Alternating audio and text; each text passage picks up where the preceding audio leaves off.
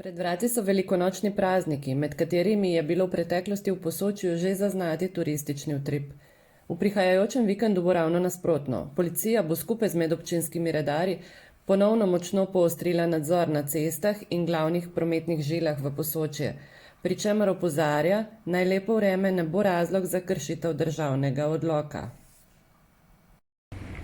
Nadzor se bo izvajal skupaj z medobčinsko upravo, redarska služba, na teh izletniških točkah ob reki Soči in pa drugih znamenitostih po vsej Soški dolini, skupaj z policisti, policijske postaje Bovec in pa Tolmin.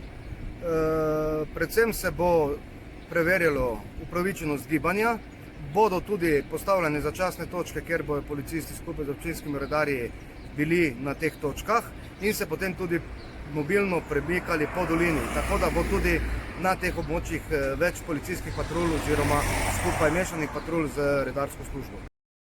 V občini Tolmin novih okužb vnesenih od zunaj res da ni bilo zaznati že dobre 3 tedne, a obdobje zatišja bi si ljudje lahko tudi napačno razlagali in se v času praznikov začeli družiti zunaj družin. Zato policija opozarja, da so ukrepi in prepovedi še vedno enaki.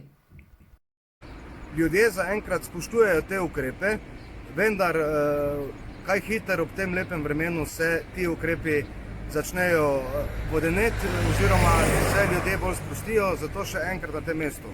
Dajte upoštevati te ukrepe, ki so v veljavi, le tako bomo še enkrat, da čim prej preprečimo to širjenje tega virusa. Že od 20. marca velja vsesplošna prepoved kurjenja v naravi, kar velja tudi za suho listje in vejice ob čiščenju travnatih površin.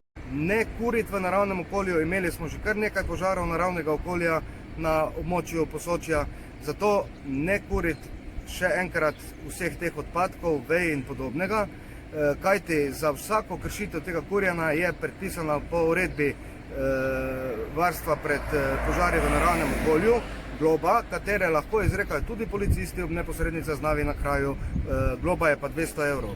Vkolikor pa bo neposredna zaznava, bomo pa odločili v hitrem postopku, ker je prav tako globa 200 evrov.